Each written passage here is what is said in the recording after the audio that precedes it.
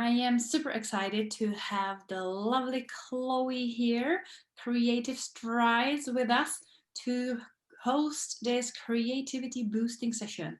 It's been requested for quite a while, and I'm super happy that we managed to make it work. I know that this might not be the perfect timing for everyone, but it will be available as a replay. So, hello, everyone watching the replay. Thank you for watching. But it's enough of me talking, and I'm handing over to you, Chloe, and tell us a little bit what are we have planned for tonight. Thank you very much, Lenka. Hopefully no, hurricanes or tornadoes on the horizon, but we'll see. I'd love to share my screen actually, so I shall do that for you now, and then I can give you a little insight as to what we will be running through this evening. I've also got two screens, so yeah, clever me. So if I'm looking up into the top right-hand corner, it's because you guys are up there. So I really wanted to put together a creativity boosting workshop to talk about all of the things that I am most passionate about, which is the practice of innovation in business and in life. I practice creativity every day in everything that I do, and it's almost become my personality now. But I think we all have creativity in each of us, and that's something that I really wanted to promote today. So a huge thank you to everyone watching on Facebook and in the room today, and of course thank you, Lenka, for inviting me on. You can expect in this presentation colors, moving features, a few tasks and reflections, and then hopefully some time at the end for any questions or a chat with Lenka. So here are a few things we're going to be covering. Why we all need creativity. Oh, I think Paula wants to come into the room. I think, Lenka, you got that. Creativity. People coming and going and commenting. And welcome, Paula. Welcome, Tanya. Why we all need creativity in marketing and branding, my personal journey with it, and how we can reflect on your journey with creativity. I really want to talk about the environment creativity needs to thrive and survive. I think that's the most important thing that we'll touch on today. How to go about exercising your creativity, finding and applying ideas, and then, like I said, again, with questions at the end. So first, who are you guys? So feel free, Tanya and Paula, to pop your names and not your names, pop your roles and who you are in the chat, and it'll be good to say hello. Lovely to meet you both, although I can't see you. So firstly, why does the world need creativity? Well, creativity keeps the world moving forward, especially as time keeps on evolving and things evolve around us. So it's really important that we have people in the world that aren't afraid of questioning things and like to explore the potential of new things, and they're just not afraid to see the world from a different perspective or a little differently. And I think without those forward-thinking people, we wouldn't have clothes on our back or food in our bellies or even electricity even. So creativity has provided many a solution to many problems, and I certainly think it keeps the world interesting and certainly our lives interesting as well. Hello, Tanya, marketing consultant. Great to see some marketing consultants here. So why does your business need creativity? Well, creativity is needed to, of course, to respond to problems or old strategies in new ways. I think it's really important to keep your brand innovating. And it keeps your brand and marketing from going stagnant as well. A lot of the big brands, outsource their creative thinking to large agencies that have a lot of time to be thinking of new and exciting concepts to keep their business from growing and evolving. So it's needs to be done with your business. I think a lot of the time we need to continuously assess what we're doing wrong, and think of new ideas, which is what I love to do. For example, what was creative a year ago may be old now, so we therefore need to keep practicing creativity. I think if you are a creative business, it also promotes that you are a forward-thinking business, and of course we all know that it helps you stand out from a busy market. And one thing that I always like to touch on is that I do think creativity keeps your staff happy and your customers happy. For example, if you get feedback from your customers or even some new ideas from your staff, then by taking their feedback on board and evolving your business or projecting it in your marketing in a creative way, then it really does show your customers and staff that you are positively evolving, reacting to what they're saying, which is definitely needed. But why do you need creativity? For me, I need creativity to understand myself. I'm a very wild and weird person, and I think creativity definitely gives me the platform to express myself and relax as well. Sometimes when the world gets crazy, and it's all been very crazy the last year, or oh my god, isn't it 2 years now? Ah, I went there, I'm very sorry. But it gives you that space away from the crazy online place to really relax and get in touch with, you know, those natural talents that we all have. It helps you connect back to your body and your mind, and I don't think we spend enough time being creative, hence why I'm doing this presentation. Another thing that I believe is that being a creative person is almost like an aspiration or a character only designated for certain people, which really isn't the case. So people might say that, oh, Chloe comes up with ideas because she's a creative person. Well, no, I'm just somebody that's truly delved into my creativity and owned my version of creativity. And I think we should stop shaking it off in meetings and in business and in life, saying, oh, I'm not a creative person, which I have heard a lot of the time. And I think everybody truly does have the capacity to chuck in a new ingredient when you're cooking a curry, or pick up a paintbrush and see what happens. And it's that idea of having that courage and that belief in yourself to just try it and see what happens. And that, to me, is ultimately what creativity is. So let's stop having the fear to try new things and see where it takes us, because creativity is certainly not designated for certain people out there. I'm sure Lenka would agree. You know, back in the olden days, back in the start of human existence, we would have hunted and made music together. So creativity has been with us from the get-go. But what technically is creativity? So the dictionary would say it is the act of using your imagination to create something. You may bring your ideas to life through a number of platforms in an original way. But what I say creativity is that it's a natural platform we can tap into, either to present to others how we see the world or to experience the world ourselves. And I think in that practice, your body and mind may feel free. And with creativity, I don't think there's no good or bad either. It's because how can your version of creativity be bad if no other version of it exists? So that's what I would like to go into a little bit more in a few more slides, is what creativity looks like in each of us. But first, let's talk about marketing, because, you know, we've got a couple of marketing peeps in the chat today and probably on the Facebook group. So of course, we're going to touch on that.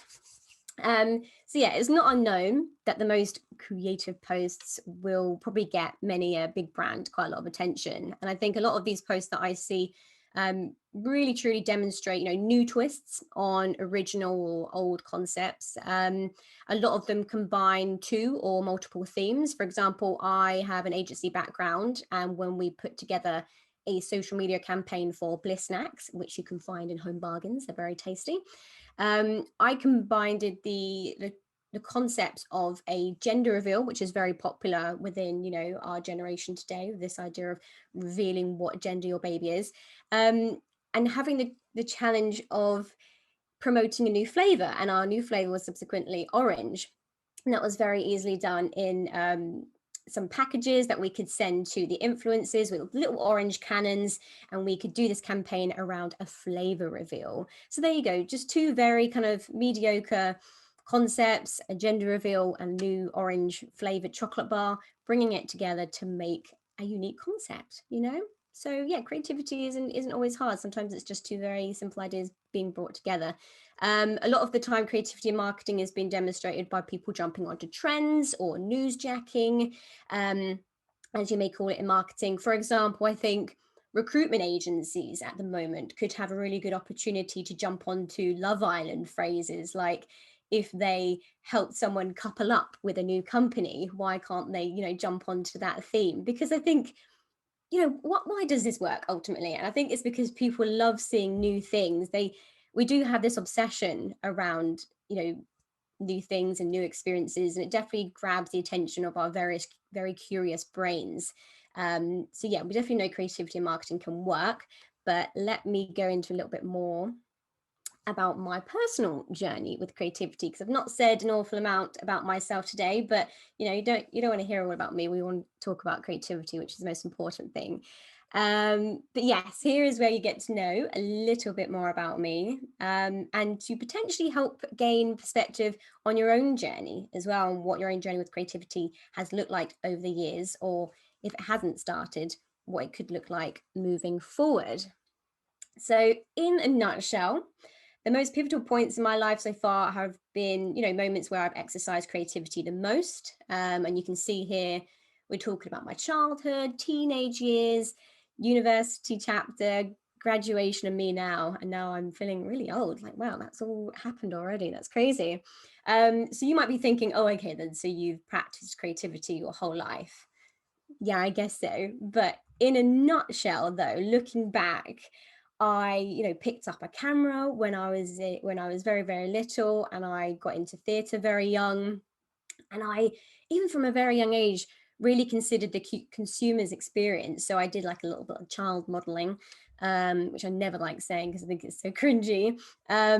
But when I was going along a catwalk once at the Grafton Centre, I had these two little puppets, and rather than focusing on making myself look good, I wanted to move the little puppets and look down at the audience to make them smile, make them laugh, and make them enjoy themselves. And that's all that kind of I cared about back then, is the experience. So then moving on to my teenage years, I really loved videography, continued to do a lot of stuff in theatre. I thought that I was going to pursue a career in theatre as well, but my anxiety got the better of me.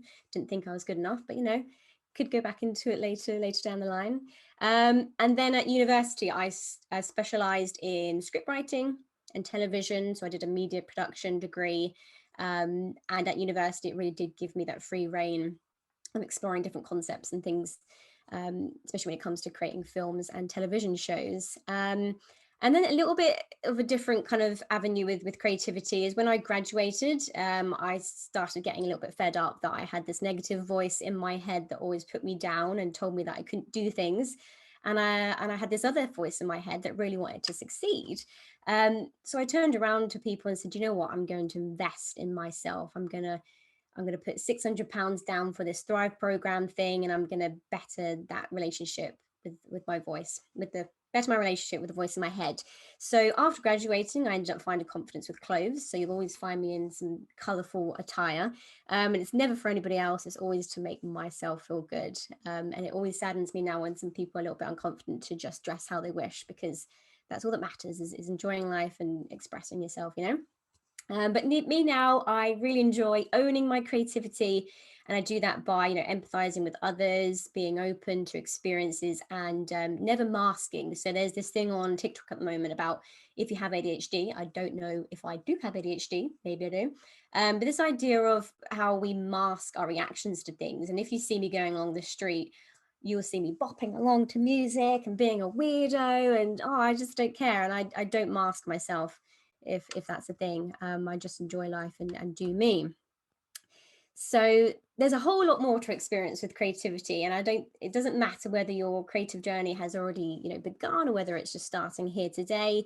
So yeah, let's have a little look at your creative journey. So definitely for people on Facebook and in the room today, just to have a little ponder and a little think about what would your squiggly journey look like with creativity, and have a think about whether there were any key turning points, or chapters in your life where you were more creative than others.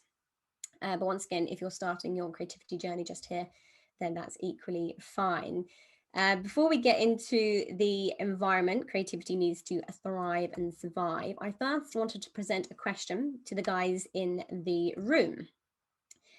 And that's because across my time with creativity, I found that creativity often gets a bad rep. Even in social media agencies, even in marketing agencies, I found that creativity is often seen as disruption, something that takes way too much time, that is fluffy, that is off-brand, that is not needed.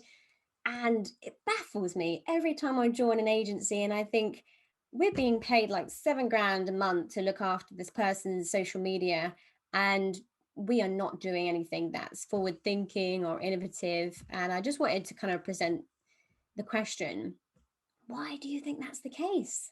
It's probably a very big question. But yeah, why do you think that there are so many big creative agencies out there and we're obsessed with, oh my God, have you seen that post or have you seen that campaign? It's so exciting. But why do we still see creativity in that way? Lenka, do you want to offer your 2 pence? Yeah, I totally agree. I had the same experience working in an agency, being paid a lot more than 7 grand a month from the client for the agency.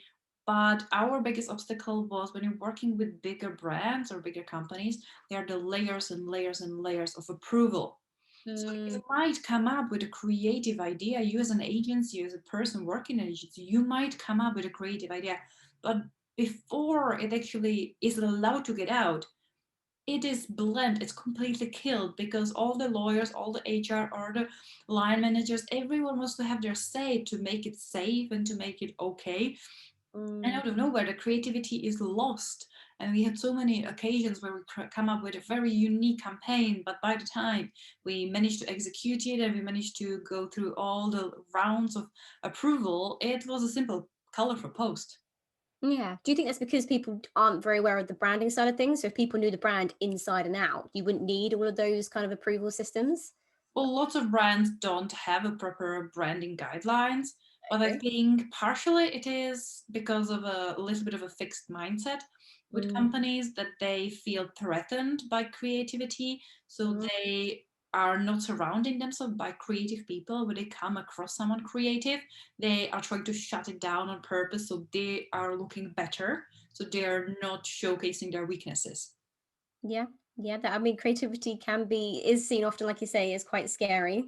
Yeah. And I think, like you say, the more it is exercised, then the less scary it will seem, and people will start seeing that. So I introduced a concept. I don't know if I introduced it to somebody or it's just something in my head, but this idea of being transparent with our community and saying, right, one day.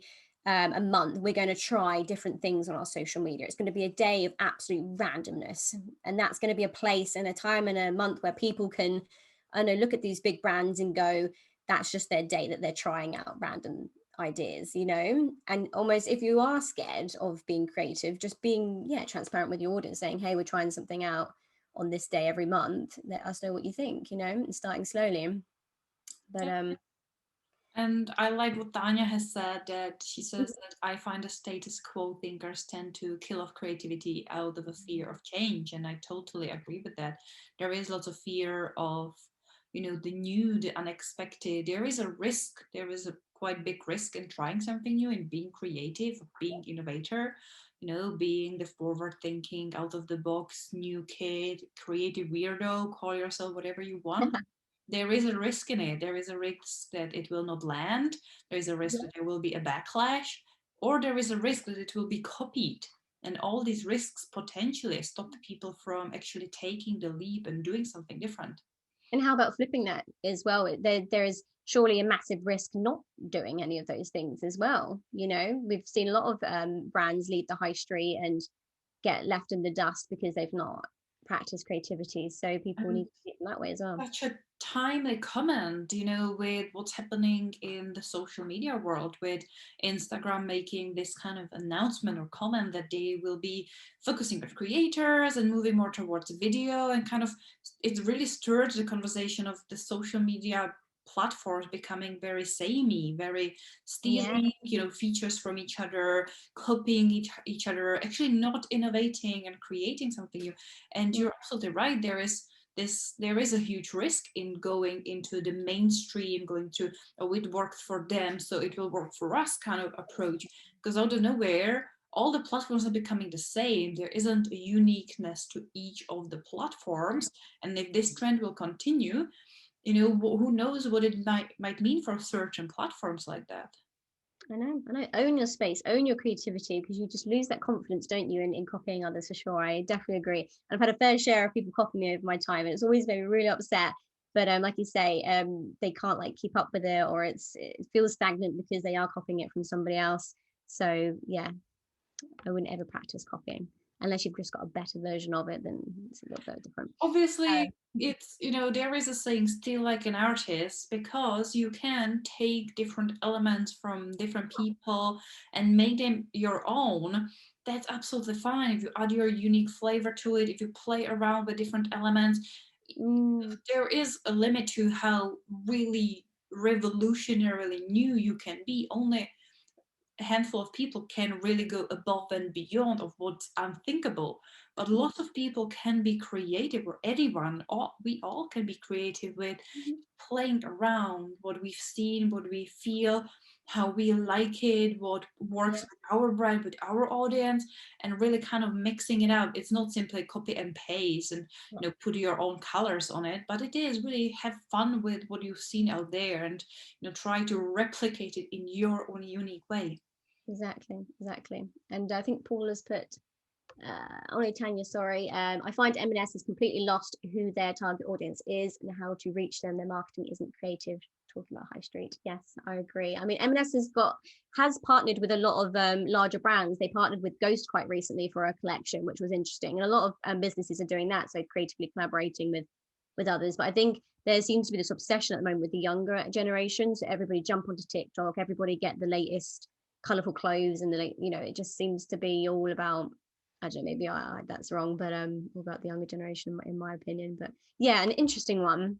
So let's talk then about the environment creativity really needs to thrive and survive in business and in life. And I'm sorry that some of these slides have been cut off by you guys there, but I just wanted to see you all. Um, so it really does need a physical and mental space to thrive. It really, really does. And the physical space could be, your workspace or even your home at the moment, because, we are working at home a lot at the moment. Um, but in this instance, let's talk about the workplace. So I believe at work that we need to create an environment free of judgment, accepting of ideas, a place that embraces all voices, and a place that makes time for creativity as well. And I say this because one in-house marketing team and 3 social media marketing agencies in, I am still finding that companies are not working enough hours into their contracts for that creative time. So if you're in an agency, we say, oh, we'll deliver these social media posts, but there's never that time for reactive marketing or, a brainstorm a month. There's never actual designated let's do something different time, which I think is really, really important. And obviously these large creative agencies get all of the pennies from doing that, because their whole purpose is the creativity side of things. And I think a lot of agencies out there kind of see creativity as nice to have, that they a lot of the time take social media or the project or the task and just tick it to the bare minimum of what they can do. And I think that makes me really sad, because life is more fun and exciting with creativity. We've seen what big brands are doing out there, so why shouldn't the smaller brands be doing that as well? Even B2B, there's this idea of, oh, should B2B businesses be creative and exciting and unusual? And I think yes, because at the end of the day you are still marketing to people. But that's like an overused term and all of that stuff. We won't go into humanization of marketing. um so yeah, in my experience, I think people are often very quick to shoot down ideas as well. And like what we've touched on already, 2 very mediocre ideas can come together to create an amazing idea. So I think it's important to kind of create a space where all ideas are welcome. And here's how you can do it. So if there are any, business owners with teams and stuff, this is quite relevant. What I would say is that we need to dedicate time in the week to share ideas, question practices, whether that's for our clients or as a business, question our practices, explore each other's kind of creative offering, what each other brings to the table.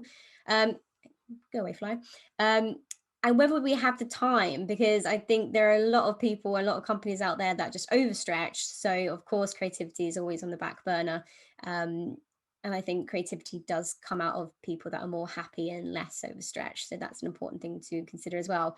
But yes, let's agree to trying new things each month, even if it's just once a month, we try something different. And I guarantee you the more different things a company will probably want to do moving forward. But lastly, let's build that courage and appreciation and excitement for creativity. And I think as people welcome this into their business over time, then yeah, ideas will start flowing and it will become a more positive and creative space. But of course, the most important space out of the two in my mind is definitely the mental space, because it's like Inception. The mental space is within the workspace, not the other way around. And I would show you, oh, I think you can see. So this painting, oh no, you can't see it. That's a shame. This is a really nice painting. It's basically Picasso. Don't know why. Oh, there you go. You can see it a little bit. It's a little ginger lady. I'll have to share it after on the Facebook page. But basically, on the other side of my mental blocks and my poorly crafted mental space, I painted this. And this painting over lockdown wouldn't exist if I hadn't have pushed through those blocks that said, you know, I can't paint, or I'm not good at painting, or I have to be good at this for me to paint. You know, I can't paint if I'm not good. And I realized that these mental blocks hold us back from being creative when I spoke to my mum about whether she wanted to take part in some creativity as well. And what she said when I asked her was, I'm not creative, or I'm not good at collaging. And I said, Mum, it's not a case of being good or bad. It's just a moment, an hour, some time to just explore what your mind wants to put out onto paper, to cut and stick and enjoy each other's company. And it's a shame that we have this perception around creativity that it's either we have to be good at it or bad at it, because there is no good or bad if it's just your version of creativity. So I want people to remember that. So yeah, how do we go about removing those mental blocks? Because on the other side, I assure you, there is a creative world ready for you to explore. Now, first, for people on Facebook and in the room, please do consider what you think your blocks are. So do you have any limiting beliefs about yourself? Are you telling yourself things in your mind that might be holding you back? And definitely try and explore what your version of creativity looks like. For example, I know somebody who, not personally, but I attended this thing called the Busy to Boss Academy by the lovely Holly. She's a great lady, definitely check her out. And this lady who has a science background actually found that there was a lack of science-based art out there. And what she did was say, you know what, I've always wanted a sciencey based piece of art, and I'm going to create that for people in that industry that don't like all, you know, flowers and fluffy stuff, and is something a bit more quirkier. And she's created all of these pieces that are incredible, but it's all science based, like cells and things. It's just incredible. So there's somebody who's in an otherwise not creative position doing something creative with it, you know. So I thought I'd use a little metaphor with this lovely guy called Harold. And Harold, by the way, is creative in many ways. So what I wanted to share with you guys is that he calculates a new mix of suds to his floors, making his floors shine better than any other floor in London. A lot of the time in his day, he sings to himself. Some of you guys might be the same, you know, making little tunes and things and brushing to the beat. Harold also sewed pockets onto his ankles, as you can see. They're not perfect, but they work for him. And Harold also imagines himself curling at the Olympics, not cleaning floors, not cloning, sorry, and it makes his day go faster. So is Harold, at the face value, just a cleaner? No, he's not. Harold is a very creative, mop-wielding genius who uses imagination and innovation to solve problems and make his day go quicker. Like us all, and I'm sure there are many moments in your day and in your life and at work where you are probably really creative too. So write down 5 ways, Tanya, Paula, Sally, and Thana as well. Write down 5 ways you are creative in your day, be it at home or work. Have some time to write these down, have a little think. Everybody on Facebook as well, do this as well. And I assure you, you're probably going to realize that you're a lot more creative than you thought you were. So yeah, creativity surely can't be something we're good or bad at. It's simply, in my opinion, the practice of allowing our mind to enjoy and be free, whatever your version of creativity looks like, all right? So how can creativity... Oh. That scared me. Dana, your microphone's on. So in our mind, we need to create an environment free of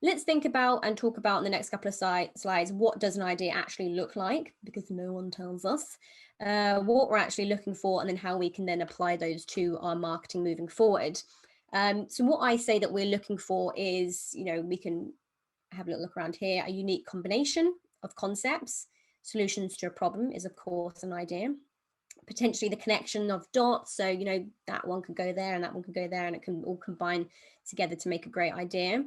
Maybe an idea is an untried way of communication, or concepts that have been evolved by feedback. So if a customer said, oh, I think it would be a really good idea if you, oh God, thinking off the top of my head now, had a post box in the middle of the coffee shop that was just designated for positive thoughts of the day. That's an idea, and it didn't have to come to you like that. You just took the idea from your customer. Ideas can be a standout approach as well. And these are all the types of things that I think, if you aren't that type of person where creativity or those ideas come to you in the flash of an eye, like mine do, then to look out for these things as well.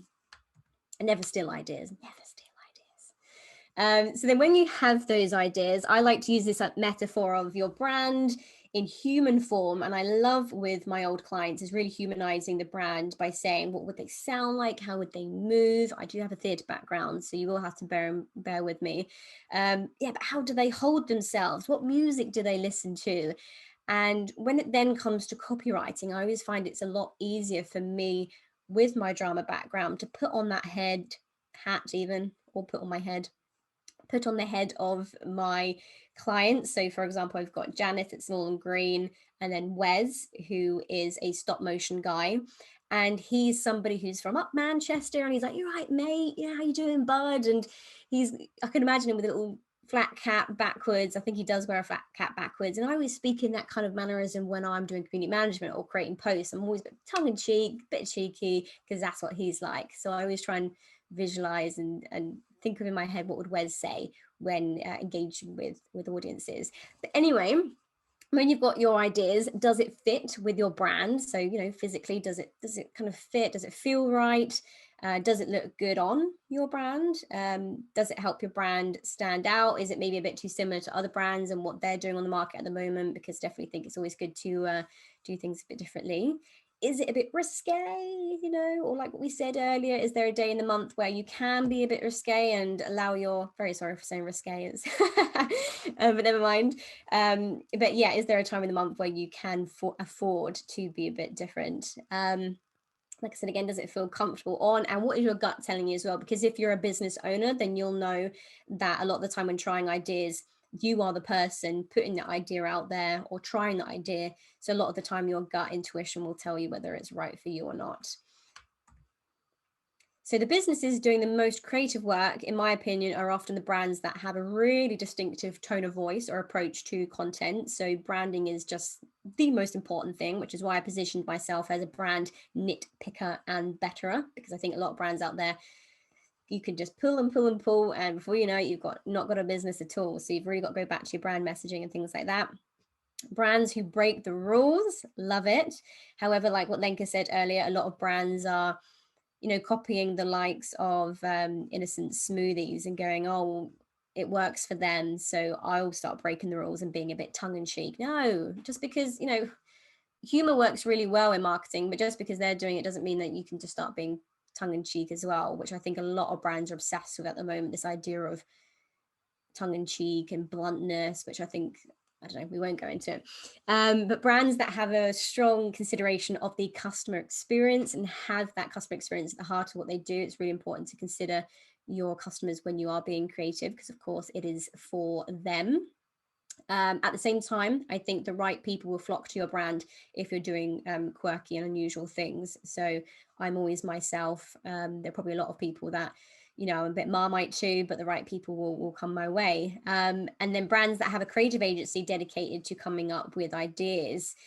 So hopefully down the line, smaller businesses will be able to have a way that they can adopt more creativity that doesn't involve them having to pay a very expensive agency or a creativity consultant like myself. creative task times. Everybody can do this at home. We've got a few people in the room today, so have a little go at this task.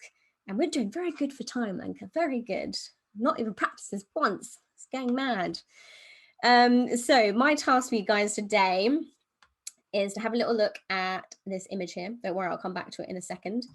And your task is to pick one object or multiple objects in that image, which I'll go back to, and then a marketing task. So either come up with a slogan or a story or a sales approach, maybe a social media post idea for one or more objects below. And I was going to give you like 5 minutes, guys in the room, to come up with an idea. Lenka, we can come up with a concept as well. So yeah, once again, the task, pick one object or more. And your task is to come up with a slogan, maybe a story, you know, a marketing story around one of the objects, a social media post idea for one or more of the objects. Go back here. So I'm going to get a pen.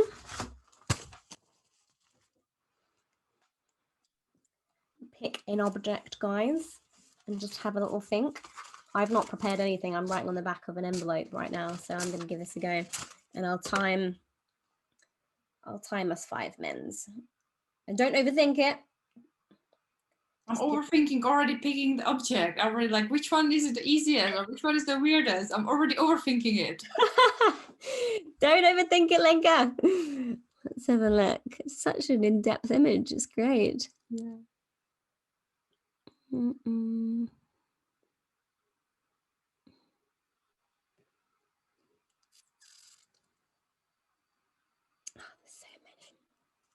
I know, exactly. It's impossible to pick one.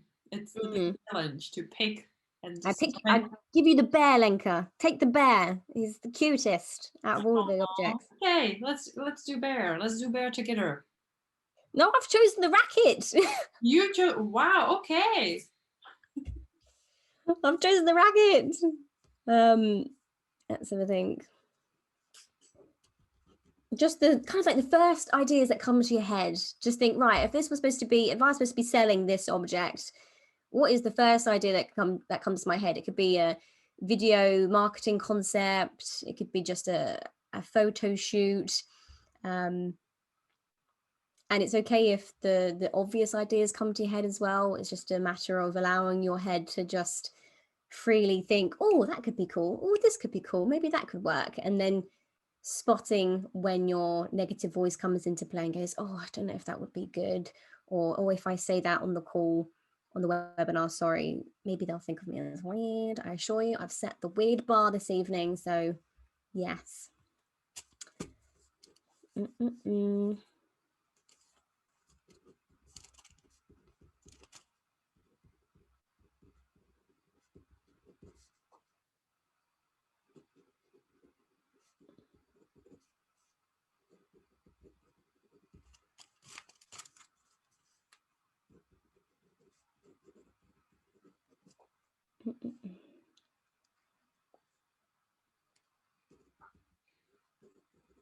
Maybe also in your idea, you want to think about if it's tied to a particular brand.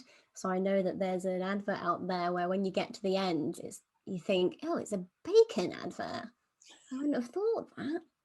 Oh, how strange, how random. But it's always stayed in my head ever since. Not that I haven't had bacon in absolute years.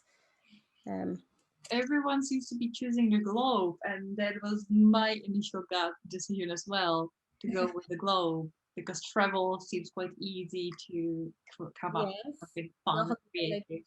So Paula has said the globe, your holiday location finding aid. Quite interesting. I definitely want that idea. Like, give me more. Yes. How does it work? I'm intrigued already. Yeah, do you spin and just put your finger on it and then that's you booked? Is it to promote an app maybe? That is as simple as spinning the globe and putting your finger on it. Exactly. That's an idea. Completely different approach, I guess, from Tanya, who said travel the world in 8 seconds. Slogan for kind of your globe, to buy a globe or to have a globe. It's you can very quickly just split it and travel the whole world around, which is Mm, I love that. And also thinking about, there's a lot of these ideas at the moment, a lot of marketing practices where the object is to do with, is not to do with what you're selling at all, you know. And I just personally, I love that kind of stuff. But for me, when you've got a room full of objects and you think, you know, what's each object's story, how could I sell it, you know, that's where the creative juices really do start flowing. And I think the more you practice this kind of stuff, the more it gets exciting, because you think, oh, what could I do with that one, or what could I do with this? So I'm just timing 1 minute for everybody, but I'll just talk about the racket. Oh my god, you guys can't even see the racket because you, right, I'll move you down here. Can you see the racket? It's in the right hand corner there. yeah. I've had the advantage of all of these other objects over here. I think we've got plenty of objects. I think everyone got plenty to choose from. You guys are probably thinking, where did she see the racket? Oh my god, my battery's gonna die. 1 sec. I love when things like that happen. I have a teddy bear, so while Chloe is fetching her charger, I will walk you through my ideas for a teddy bear. So obviously my first idea was to steal and kind of polish an idea that already has been done for teddy bear travel agency, because obviously the globe was my initial pick. So it was more like a teddy around the world idea, to send your teddy around the world and market it as a, you know, for an airline or anything, just showcase that even teddy bears can have a fantastic experience. But the more I thought about it, I really was like playing around with like teddy bears on Zoom. So when you don't want to show your face, you know, you can instead have a teddy bear to kind of talk like you. So potentially a filter or something like Teddy on Zoom. Yes, I like that. Very good. Very sorry I had to run. That was the fastest I've ever run in my lifetime. Oh, never gives me enough warning, this laptop. It usually just gives me a few seconds and it's gone. But in terms of the racket, I thought, so I always think in video marketing concepts because that's my kind of background and I would love to be more involved in that in future. This idea of a young boy is playing the racket like it's a guitar. He's having fun around the house. And his dad comes in, he's actually bought him a guitar. And the dad gets very confused when the guitar is left on the side. And the boy is like, no, I like sports. And it's to promote maybe a gym or, you know, the sporting concept, because his dad just took quite too literal that he thought he was into music. But actually, no, he's definitely firmly into sports. It's great, really flipping it on its head. It sounds obvious, like, yeah, you're gonna play the racket, which means you want to have a guitar, which actually you just, you know, have this one too, and you have really the desire to get active and move. Yeah, exactly. There you go. So if anybody else wants to share any, oh, we've got one more for a cake shop. Everything in this picture is a cake in disguise. Ooh, I love that. Oh, it would be delicious if you just didn't see the cut through each of the Mm, objects, because there are some super realistic there are. cakes, and I've even seen in one of the late night shows they had shoe or cake challenge where the host had their shoe rack and some of the shoes were replaced with a cake, and she kind of from a distance had to guess if it's a real shoe or if it's a cake and bite into it.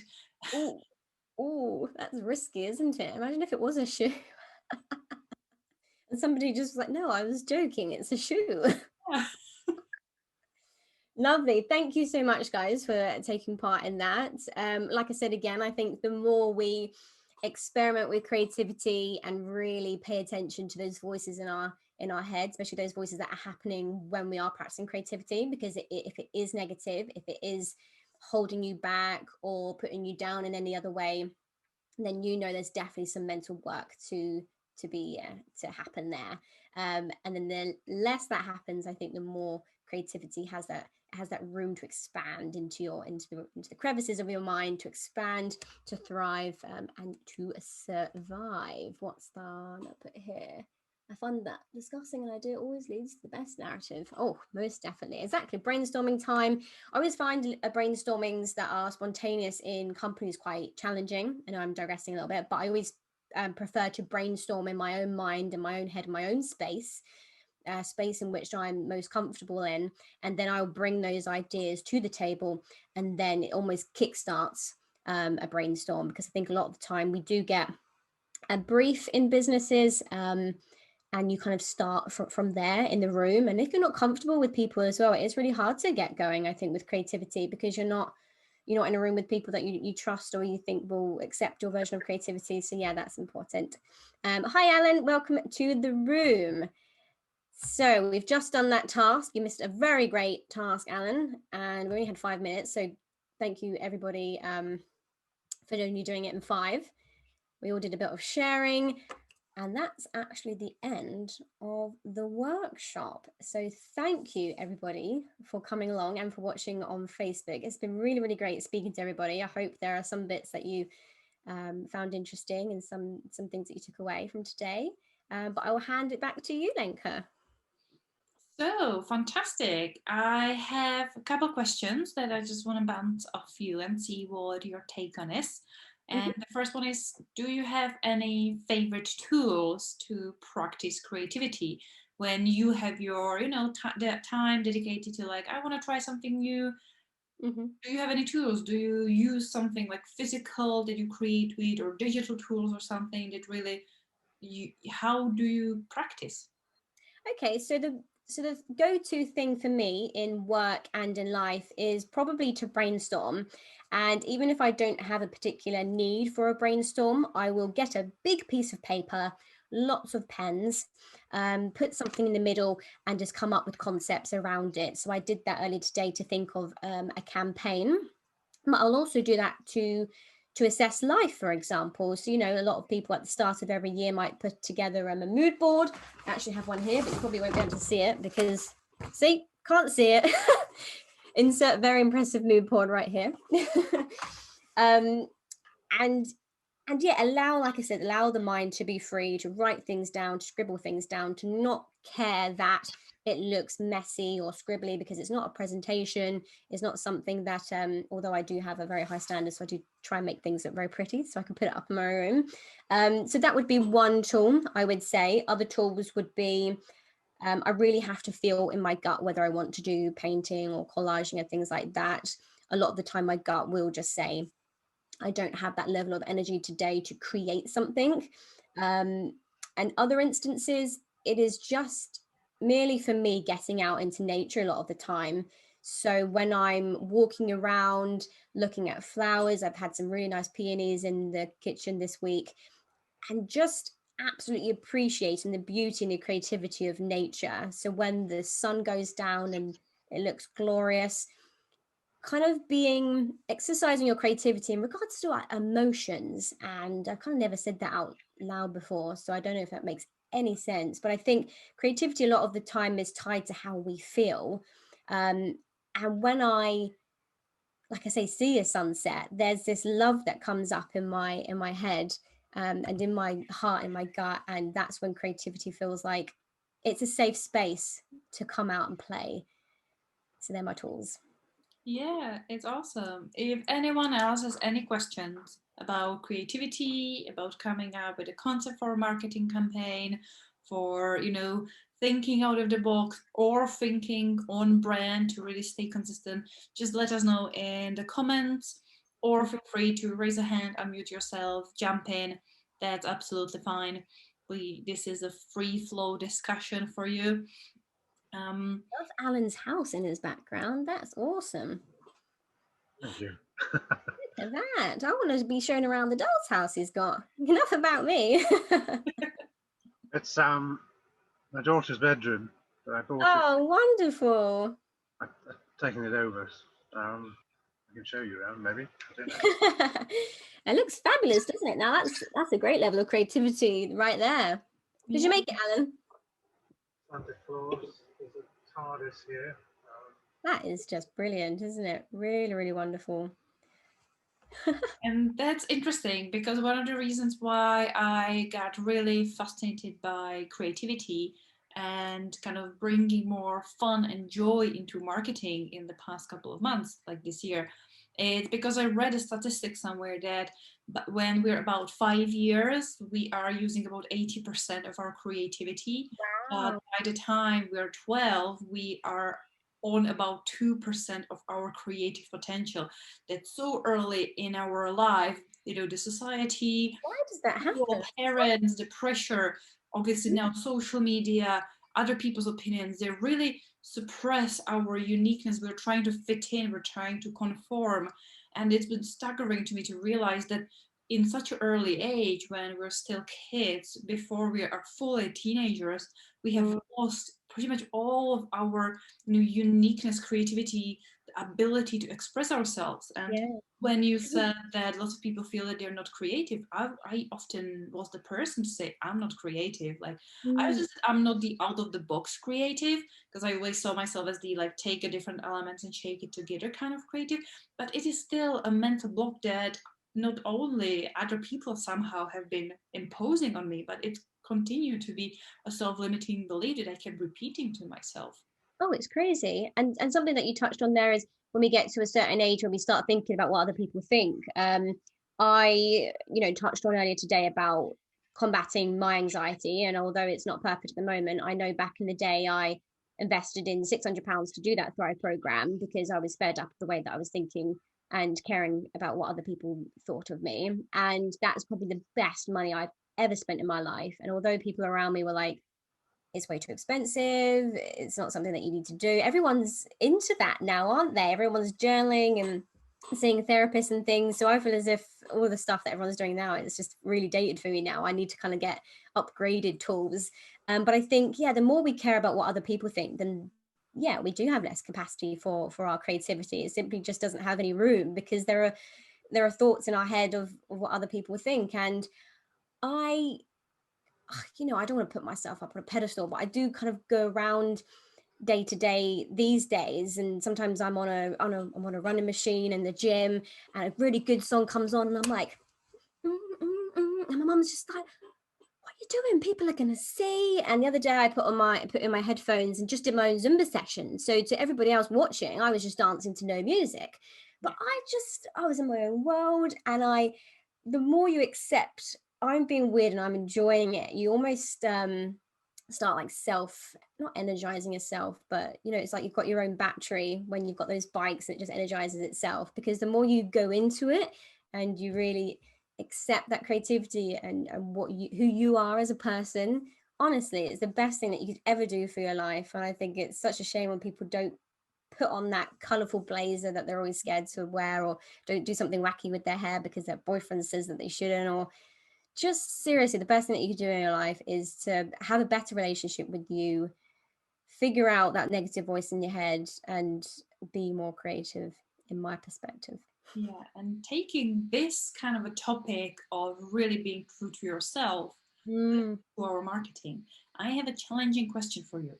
If for from now on you could only use one medium for expression of your creativity, what would it be? And kind of the caveat to it is that you will lots of people, lots of social media managers and experts and people will say you have to do video, you have to do video is the thing, you have to do video, or you have to do podcasts. And I've been really getting a lot more kind of vocal about you don't have to do anything, you really need to do what is natural to you. And if it's writing, then do writing. If it's doodling, then do that. But I don't think that you have to be doing all the other things that other people are doing. So, in your case, if you really from now on could do only one creative way of expressing yourself, that would be the most natural to you and that you really feel the most comfortable and flexible with, what would it be?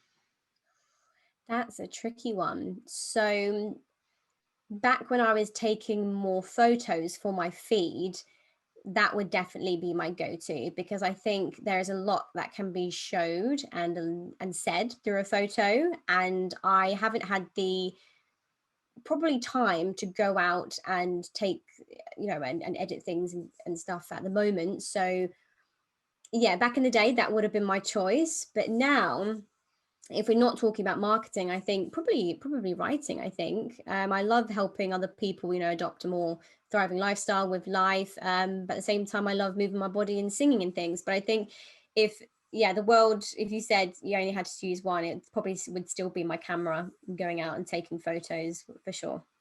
Good question. Yeah, it's incredible. I agree with Tanya and you guys. For me, it would be writing, even Mm, though I do love my camera and I do love taking pictures. There is something about the power of a written word because you mm, can then obviously turn it into a graphic and you can play around with it in different ways and you can have it in a video or something. Obviously, that's kind of pushing the rules of this imaginary question. But to me, and I totally feel what Tanya you have said that you used to yeah, be a wow. writer in a primary school and it was kind of squashed out of her by school pressure and to perform academically to fit within a mold and kind of to write within a certain job until there is something. And for Tanya, it seems to be creative writing as a hobby. I went Mm, through a phase of creating workshop this year as well to really kind of find my voice and realize what were the blocks in me that were holding me from writing. yeah, Realizing, that was school, partially some jobs that were, especially as a multilingual learning English, and writing in English. One of the things that definitely has been said to me a lot in my previous jobs, like English is not good enough. So your English is not good enough to write. So it's interesting to really ignore the haters. Mm, it's interesting to then be self-aware of the blocks, potentially of the traumas that happen along the way, and again, we're on the path of loving yourself, which I love that we're always whatever topic we talk about, we come to the same kind of conclusion, to the same advice because it is so powerful. completely agree, and thank you, Tanya, for sharing that story as well. That's really incredible. And one thing that kind of I wanted to touch on is I got really confused this last year about how when you in work, when you do what you love, so I love being creative, there's also this phrase out there where you shouldn't put your worth on what you do. But I'm like, well, if I'm being creative for my job, then my worth is on that, and it all gets a bit confusing. But I think there are so many things online at the moment, like you said, about what you should do and what you shouldn't do. And I'm seeing a lot of people in marketing doing the bare minimum, just posting pictures every other day, doing, the right amount of hashtags and things. And they've got a really great engagement rate. They're not doing reels, videos, all of the other bits and bobs. And that's why I always want to position myself as a creativity consultant, because I think no matter what platform you choose, always have, high quality value delivering and creative content, and you should be fine. But I know obviously the algorithm might say otherwise, so we'll have to see. Well, it's very hard to please the algorithm. So, especially when you're Please talking about yourself, please social others. media, just a caveat to that, that algorithm is not designed to work for you. The algorithm is Mm, designed to make money. So if you know and you can play to the cards of the algorithm and you can make content that helps the algorithm to show more ads, that helps the that company make pretty more much. money, then you will be getting more reach and more engagement. But again, it comes to if you create content that comes natural to you, that you enjoy creating, Mhm, that you're having fun with, mhm. then it will resonate with people. It will Yeah. most likely reach the right people, even if you don't have the right hashtags, even if you don't have you're not posting at the right time of the day. All these Mm, tactics are always just skewing you towards the less important yeah. kind of elements of the actual content creation creativity process that we're always booking about. Okay, so we're posting on Sunday because it's an awareness day for this, so we need campaign about this I rather really hate than awareness days. I have to put that one out there. I absolutely hate them. Unless they're really relevant. But if some businesses out there, like, the local garage is doing hashtag donut day, I'm just like, I'm not a hashtag donut day again. Just stop. Just think of some other ideas. But no, it is, yeah, it is so true. And if you're doing marketing right as well, I found myself doing this the other day. Sometimes Trini Woodall, who I absolutely love. Her content is always full of energy, and I aspire to be her when I'm in my, I think she's in her 50s, or maybe I think she's in her 50s. Um, she might not even come up on my newsfeed, but I enjoy her content so much that I will go searching for it. I will search her profile because I know it. I'm already following her, and I will watch her content. And that algorithm couldn't have done anything there. it was just purely memorable content that I enjoy, so I'm going to go searching for it. And at the end of the day, like you say, you can try and cheat the algorithm, or you can just try and bring people what they want, give people what they want, and they will go and do the searching and the engaging themselves even without the algorithm. Awesome. I don't want to stretch this for too long. So if anyone has any last questions or if anyone has any last comments, please let us know. Feel free to unmute yourself and go for it. Can I mention something? Mm-hmm. Yeah, I came across an interesting book in our local library, How to Be Everything. Ooh, And it argues against how we're channeled down into specialities. And it then talks about actually freeing yourself to be everything you want to be without inhibiting, which I've found as I get very old, I become less inhibited about anything. So that helps creativity. Yes. Who was that by? Do you know? I've forgotten who it's by. It's just called How to Be Everything. Like it. Sounds very interesting. Okay. It was actually. Thank you guys for the good evenings and the thank yous. Very kind of you. Great to have you here. So yeah, that's everything I have to say. And thanks again, Lenka, for inviting me on. Yeah, it was wonderful to have you here. Obviously, Chloe is part of our Facebook group. So if you have any questions, pop them below the video. If you want to have a chat with her, then go ahead and have a chat with her. You can find her pretty much everywhere. But where would be the best place to actually find you? Where are you most active when it comes to social media? Probably on my personal Instagram, to be honest. But you can reach me on my business one as well, which is at The Creative Strides. It should pop up if you put it into Instagram, or you can follow me on LinkedIn at Chloe Ambrose. And yeah, you should see me on there. Thank you, Sally. Thank you, Tanya. And have a good evening as well. Thank you very much. Guys, thank you so much for joining us. Thank you.